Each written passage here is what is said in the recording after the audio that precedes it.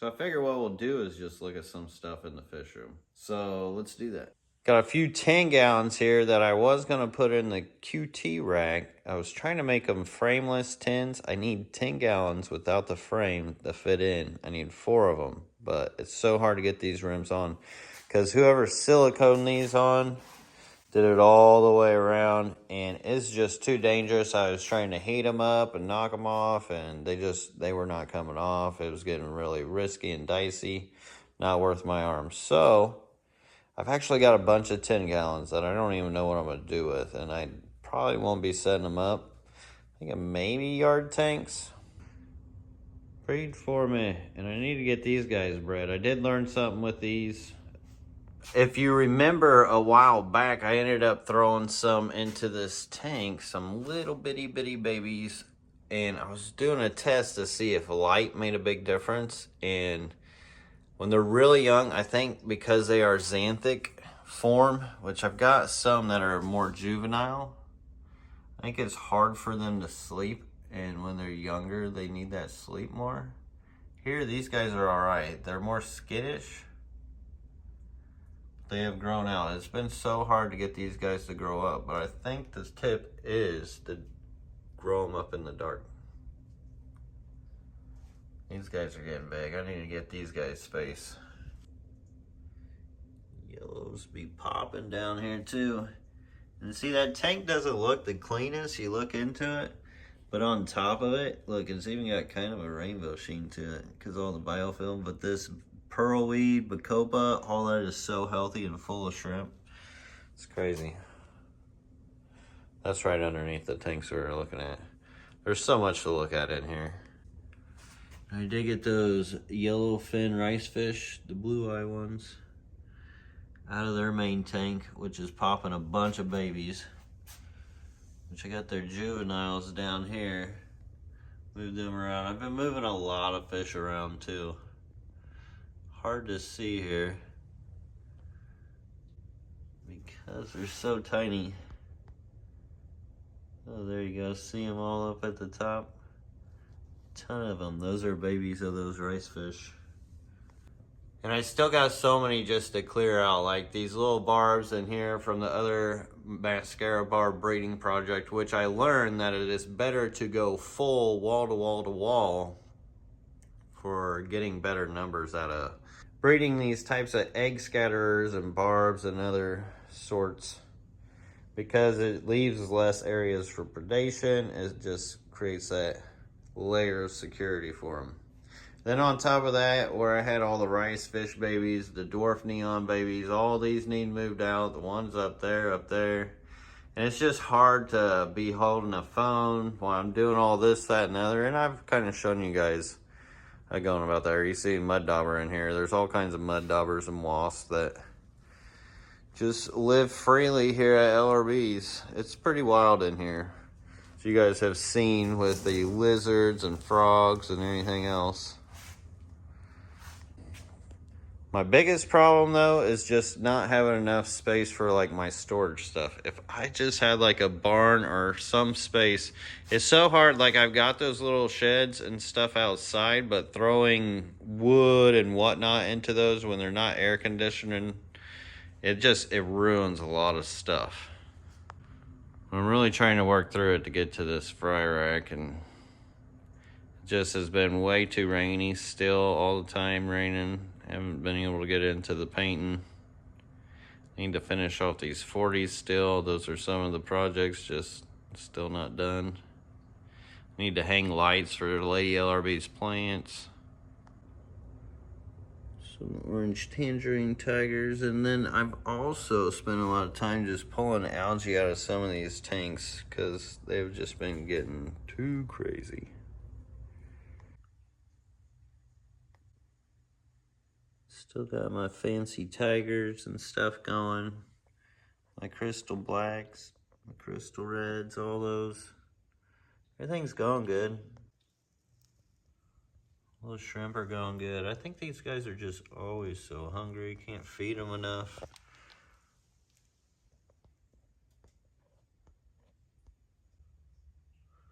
The pond is still ponding. Looking good. Been pulling algae out of here. Been kind of working out the craziness of the pogo stem and stellata. Shelly's been getting caught in my braiding trap. Yeah, there's still one in there. They've been making homes with that, so I haven't been getting any Synodontis babies. That's why I've got to get all the fish out of here, all the babies out of there, so I can get those going again. But getting the pogo stemming somewhat under control, I guess. This thing is just a behemoth. That is a ton. That was like 200 gallons worth of pogo stemming alone. Really trying to get this Heuteroid crypt to grow. And you can see it's got a nice, healthy, thick biofilm on top of it.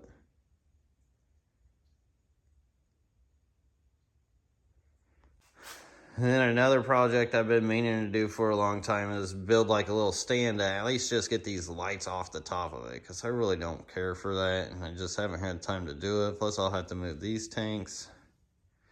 But eventually I want to get something like that done.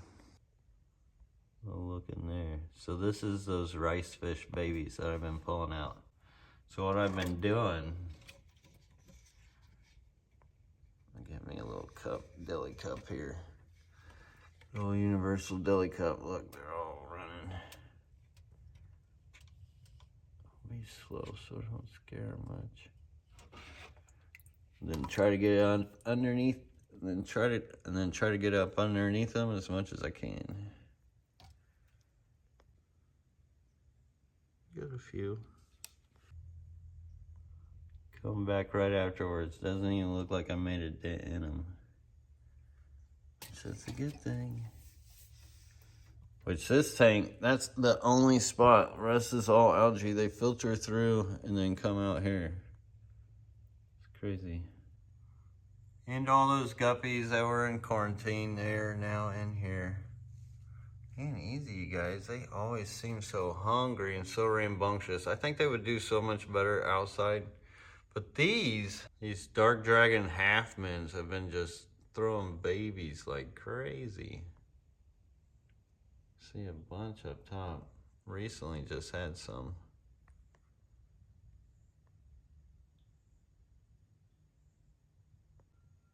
And if you can't tell, you can see where Connor got inspired with his aquariums. This was supposed to be my cichlid rack, which would have been an awesome cichlid rack, but you got rice fish babies. But I do like the rice fish in here. I like the guppies in here. Endlers would be great in here. And of course cichlids. And I have learned with this Endler rack here, it's hard to tell, but the water quality, like, definitely looks cloudier.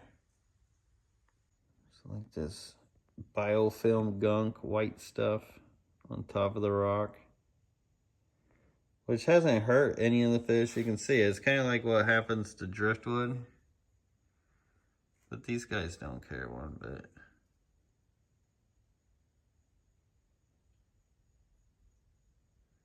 It just doesn't look that great. Yeah, look at this rock up there. It's super fuzzed. Looks like it has a shield around it. I need to get some fish in there to eat that stuff up. Finally got a bunch of scrapers cleaned up. Got a bunch of my containers that have been needing cleaned up. Finally cleaned up. I don't know if I'll ever get these fairy cichlids out of here. Hole 75. Hardly ever see them. These fairy cichlids, because I need to put those synergos into here and put CPDs back down there. Which means I got to catch all the CPDs in there, reset all that. There's just so much to reset, but then there's so many build projects. And you see how I just feel like there's so much to do right now. But, you know, I'm not complaining because I have created this. Oh, check this out. That Bacopa coming back from the back end. Same with this Brazilian pennywort. It's so cool. I like how you can see the backs through some of these from the other side too.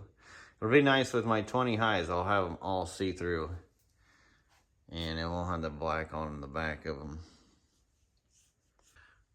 But I know I'm creating all this. It's a journey. It's not all going to happen overnight. I need to focus. I got lots to do. And I have been doing little things here and there. It's just not all of them are glamorous enough to, like, oh, gotta hurry up and grab the camera. Look at this build or whatever I'm doing right now. But it's all collecting up. Thanks to you guys, because you guys have been a big help and support for building all this. So thank you so much again. And another project I'm halfway there on is extending my desk here, which I got to make the panel boards from the side and the back. They used to have the panels on them, but now with shrinkflation, I've got to do the panels myself, which that is just a process. I've got one about to start, measured out. And then this will be tabletopped across this. I got to build a certain platform to put on top of the fridge. But it'll be sweet to have that to open up more of the algae. This is what I'm talking about. It'll grow like crazy in some tanks where somehow I got to get a hold of it. Which still, I haven't even used these much. The paper towels there because there's a slight little leak at these where they need re-siliconed.